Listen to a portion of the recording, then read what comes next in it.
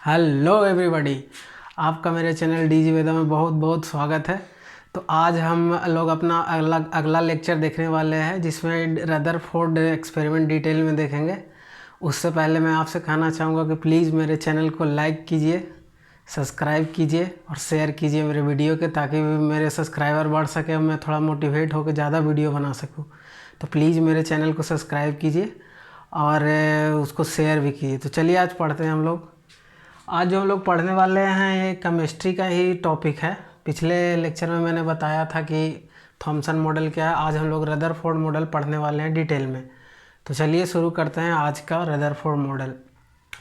देखिए, अब डाल्टन जब रदरफोर्ड मॉडल की अवस्था क्या पड़ी थी, क्योंकि हम लोग ये जानते थे कि जो एटम होता है, एटम के अंदर इलेक्ट्रॉन रहते हैं। ये तो मैंने पिछले क्लास में आपको बता दिया था। लेकिन उसके बाद भी रदरफोर्ड ने सोचा कि एक्चुअली जो इलेक्ट्रॉन होते हैं वो किस तरह से एटम के अंदर डिस्ट्रीब्यूटेड रहते हैं।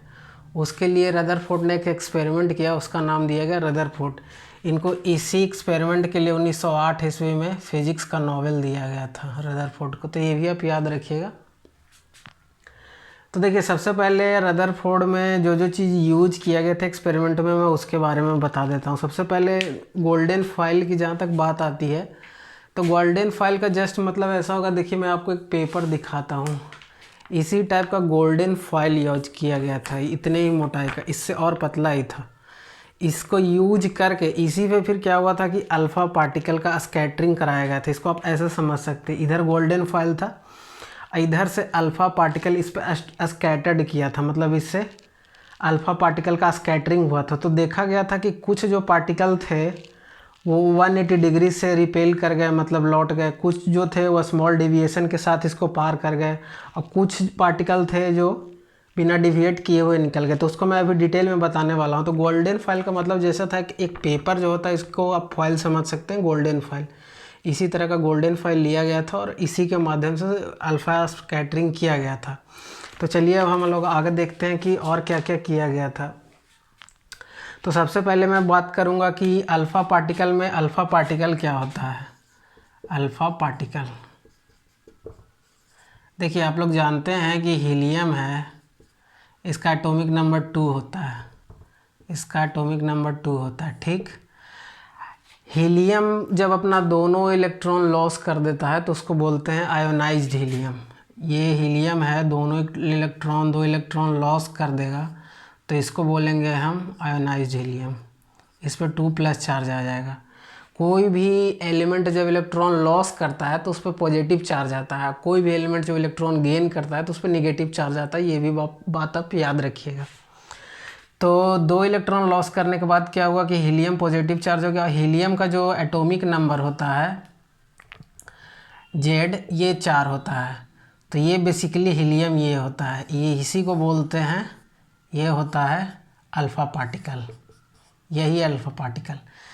इसका यूज करने का बेसिक रीज़न ये था कि ये बहुत इसमें बहुत मतलब इसमें काफ़ी एनर्जी रहता है जो गोल्डन फॉइल में पेनिट्रेट कर सके। और पेनिट्रेट अगर नहीं करता तो फिर मेरा एक्सपेरिमेंट तो हो ही नहीं पाता, इसलिए हाई एनर्जी पार्टिकल का यूज किया गया था, आयोनाइज्ड हीलियम का। तो 2 चीज़, गोल्डन फॉइल का यूज किया गया था, गोल्डन फॉइल का यूज किया गया था, और ये आयोनाइज्ड हीलियम का यूज किया गया था। आयोनाइज्ड हीलियम कैसे हुआ ये मैंने आपको बता दिया। 2 पॉजिटिव चार्ज जब ये दोनों इलेक्ट्रॉन हीलियम लॉस कर देता है तो आयोनाइज्ड हीलियम बन जाता है, और आयोनाइज्ड हीलियम को ही हम लोग अल्फ़ा पार्टिकल बोलते हैं। और इसी का यूज हुआ था इस एक्सपेरिमेंट में। देखिए, ये जो मैं बेसिकली आपको ये अरेंजमेंट दिखाया हूँ, ये एटम है। जो मैंने आपको बताया था एक्चुअली में इसको आप ऐसे समझ सकते हैं, ये ऐसा है, ये फॉइल था, लेकिन इसको उस टाइम जब एक्सपेरिमेंट किया गया था तो ऐसे रखा गया था। तो ये फॉइल के अंदर क्या होगा, ये भी एटम से मिलकर बना हुआ है। तो एटम को रफली उस टाइम स्फेरिकल मान लिया गया था। उसके बाद ये जो मैंने डॉट दिखाया है ये न्यूक्लियस है। तो जब अल्फ़ा पार्टिकल का बॉम्बार्डमेंट किया गया, मतलब अल्फ़ा पार्टिकल से इंटरेक्शन हुआ, तो देखिए जो जो ऑब्जर्वेशन आया, मैं उसके बारे में बात करता हूँ कि अल्फ़ा पार्टिकल स्कैटरिंग से क्या क्या ऑब्जर्वेशन हुआ और रदरफोर्ड इस एक्सपेरिमेंट को करने के बाद क्या क्या कंक्लूड किए कि क्या क्या कैसा कैसा एटम के अंदर का स्ट्रक्चर है। तो देखिए, क्या जब अल्फा पार्टिकल को जब बम्बार्ड किया गया तो कुछ देखा गया कि कुछ जो पार्टिकल थे बिल्कुल स्ट्रेट निकल गए, कुछ पार्टिकल थे वो बिल्कुल स्ट्रेट निकल गए, कुछ पार्टिकल क्या था, स्मॉल एंगल, यहाँ पे आप देख पा रहे होंगे स्मॉल एंगल से डिविएट करते हुए निकल गए, और कुछ एकदम सीधे निकल गए, और कुछ पार्टिकल ऐसे थे जो 180 डिग्री से जैसे ऐसे गए जिस पाथ से, उसी पाथ से लौट आए। 12,000 में से एक अल्फा पार्टिकल ऐसा था जो 180 डिग्री से लौट आता था। तो इसके बाद 3 तरह का कंक्लूजन यहाँ पे आया। पहला आया कि कुछ अल्फा पार्टिकल थे विदाउट डिविएट हुए निकल गए, कुछ स्मॉल एंगल से डिविएट हुए, कुछ 180 डिग्री से डिविएट हुए। 180 डिग्री से जो डिविएट हुए उनका संख्या क्या था, उनका रफली संख्या था 12,000 में से 12,000 पार्टिकल में से एक पार्टिकल जो था वो 180 डिग्री से डिविएट हो रहा था। तो ये 3 बात इससे निकल के सामने आया। इस आधार पे रदरफोर्ड ने बताया कि इस 3 कंक्लूजन पे हम कह सकते हैं कि जो एटम का मोस्टली स्पेस होता है वो वैकेंट होता है, खाली होता है।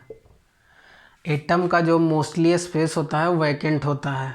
और दूसरा ये बताया गया कि देखिए, इलेक्ट्रॉन पे हम लोग जानते हैं कि नेगेटिव चार्ज होता है, तो कुछ ऐसे पार्टिकल थे जो स्मॉल एंगल से डिविएट हुए, तो उन्होंने एक चीज़ और कंक्लूड किया कि जो पॉजिटिव चार्ज जो होते हैं वो सेंटर में एक्यूमुलेटेड होते हैं, सेंटर में मतलब जमा होते हैं। तभी तो आप यहाँ पे देख सकते हैं कि सेंटर से क्या यहाँ पे प्रोटॉन एक्यूमुलेट थे, और जब अल्फा पार्टिकल आया तो ये पॉजिटिव हुआ, ये अल्फा पार्टिकल इससे जो रिपल्सन हुआ इसके कारण ये स्मॉल एंगल से आगे निकल गया। तो ये 2 चीज़ पता चला। एक जो पता चला कि जो सीधे न्यूक्लियस से टकराया वो सीधे 180 डिग्री से लौट आया। तो इससे 3 चीज़ें निकला। एक चीज़ निकला कि मोस्टली एम्प्टी है एटॉमिक का अंदर का स्ट्रक्चर। दूसरा ये निकला कि कुछ पार्टिकल थे वो स्मॉल एंगल से डिविएट हो गए, मतलब रिपल्सन वो दोनों के बीच में काम किया, क्योंकि ये भी तो पॉजिटिव चार्ज था, ये भी पॉजिटिव चार्ज था, न्यूक्लियस में भी पॉजिटिव चार्ज रहता है। तो पॉजिटिव जब रिपेल किए तो ये इस तरफ, जैसे ये देखिए, ये बाय द वे ये इसको अगर न्यूक्लियस मान ले, अल्फा पार्टिकल आ रहा है तो पॉजिटिव में रिपल्सन हो गया तो इधर से आएगा, लेकिन ये ऐसे निकल जाएगा। यही अगर ये नेगेटिव रहता वो अल्फा पार्टिकल तो पॉजिटिव था तो तब तो अट्रैक्ट हो जाता, तब कंक्लूजन अलग होता, तब तो एक्सपेरिमेंट हो ही नहीं पाता। लेकिन यहाँ पे देखिए ऐसा हुआ नहीं, पॉजिटिव चार्ज था और न्यूक्लियस भी पॉजिटिव चार्ज था तो डिविएट हो गया। तो इससे पता चला कि जो पॉजिटिव चार्ज होते हैं वो स्मॉल स्पेस में ऑक्यूपाई करते हैं, जिनको हम लोगों बाद में प्रोटॉन नाम दे दिए, उसके बारे में भी हम लोग पढ़ेंगे। तो ये सारी चीज़ें रदरफोर्ड के बारे में हम लोगों ने पढ़ा। और एक चीज़ और सामने निकल कर आया कि जो एटम का जो, चलिए मैं इसको रफ कर देता हूँ, उसके बाद मैं यहाँ पे बताता हूँ कि और क्या क्या इसका कंक्लूजन निकला।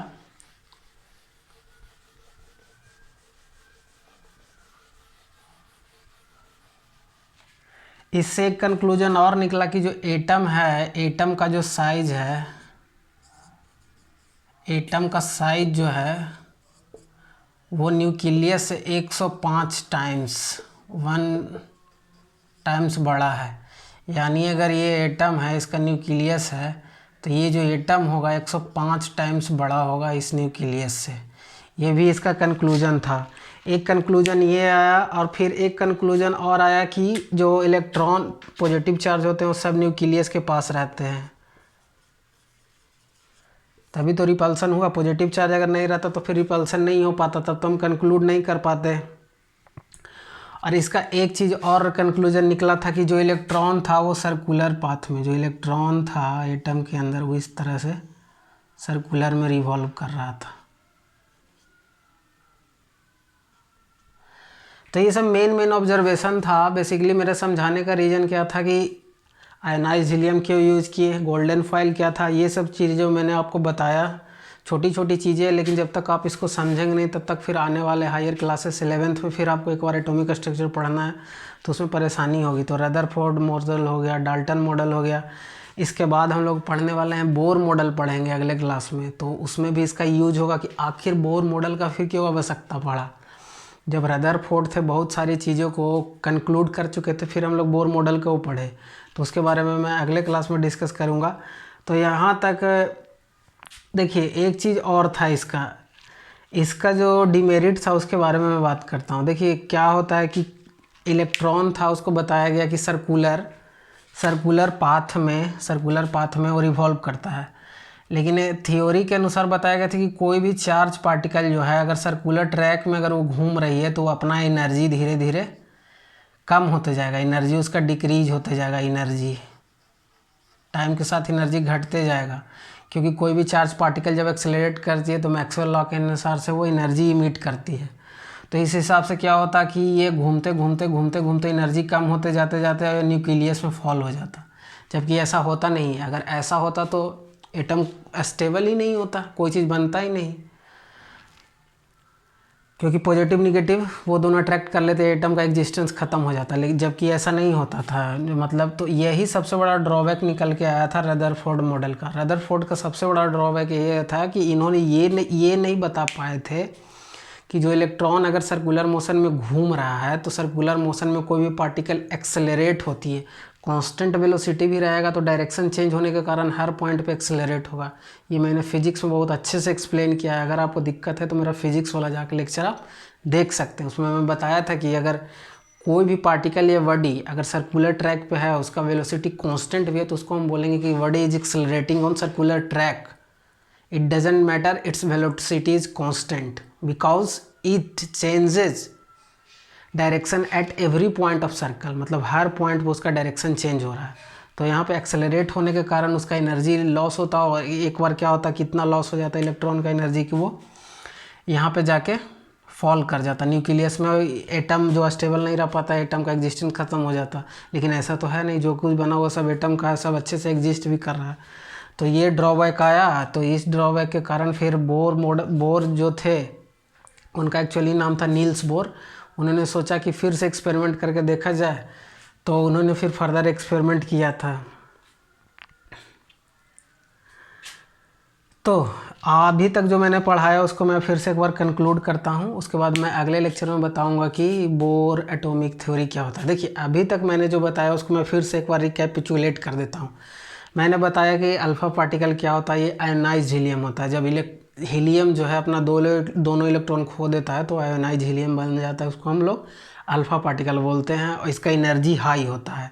इस कारण से इसको यूज किया जाता है गोल्डन फॉयल में पेनिट्रेट करने के लिए। ये हो गया दो चीज़ के बारे में।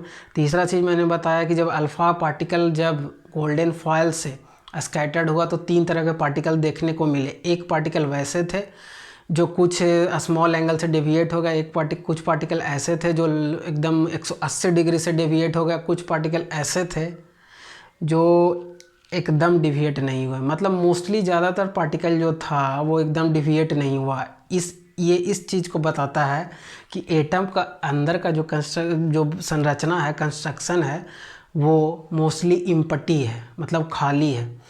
और 180 डिग्री से मैंने बताया 12,000 में से 12,000 अल्फ़ा पार्टिकल में से एक अल्फ़ा पार्टिकल ऐसा भी था जो 180 डिग्री से एकदम रिट्राइव बैक हो गया। तो वो जो पार्टिकल था वो ये सिग्निफाई करता है, मतलब ये बताता है कि जो पॉजिटिव चार्ज जो एटम के अंदर होते हैं वो एक जगह ऑक्यूपाई होते हैं, वो सेंटर में होते हैं, उनको प्रोटॉन बोलते हैं। ये हो गया।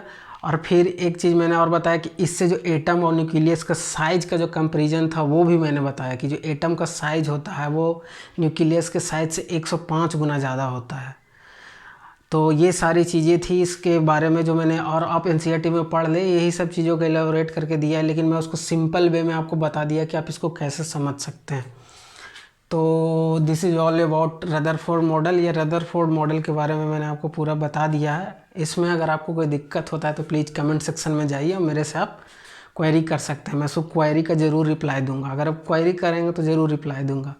आप प्लीज़ मेरे चैनल को सब्सक्राइब कीजिए। जब तक सब्सक्राइब नहीं कीजिएगा तब तक और फिर लोगों तक जाएगा नहीं, तो फिर और लोगों को फ़ायदा कैसे पहुंचेगा। तो ये फ्री ऑफ कॉस्ट है और मेरे चैनल पे तो ऐड भी नहीं है, तो आप विदाउट ऐड इसका फ़ायदा उठा सकते हैं। तो प्लीज़ मेरे चैनल डीजी वेदा को सब्सक्राइब कीजिए, मेरे वीडियो को लाइक कीजिए, और जो लोग 9th क्लास में पढ़ रहे हैं, 9th क्लास में पढ़ रहे हैं, उन लोग तक इसको शेयर कीजिए ताकि उन लोग को फ़ायदा मिल सके। अभी प्रेजेंट सिनेरियो में यही चल रहा है कि जो डिजिटल एजुकेशन है यही फ्लरिश हो रहा है। ऑफलाइन स्ट्रेटजी ऑलमोस्ट नहीं के बराबर हो रहा है। अभी सितंबर में भी लॉकडाउन ख़त्म होने के बाद भी अभी सितंबर में हटने वाला नहीं है, तो अभी तो स्कूल कॉलेज खुलेगा नहीं, कोचिंग खुलेगा नहीं। तो आप इसका पूरा से पूरा फ़ायदा लीजिए। कोई भी क्वेरी हो तो कमेंट सेक्शन में पूछिए। टेक्निकल क्वेरी भी हो, किसी तरह का दिक्कत आ रहा होगा, मैं ऑडिबल हूँ या नहीं हूँ, मेरा वॉइस क्लियर है, पिक्चर क्वालिटी कैसा है, कोई भी दिक्कत हो तो कमेंट सेक्शन में आप पूछ सकते हैं।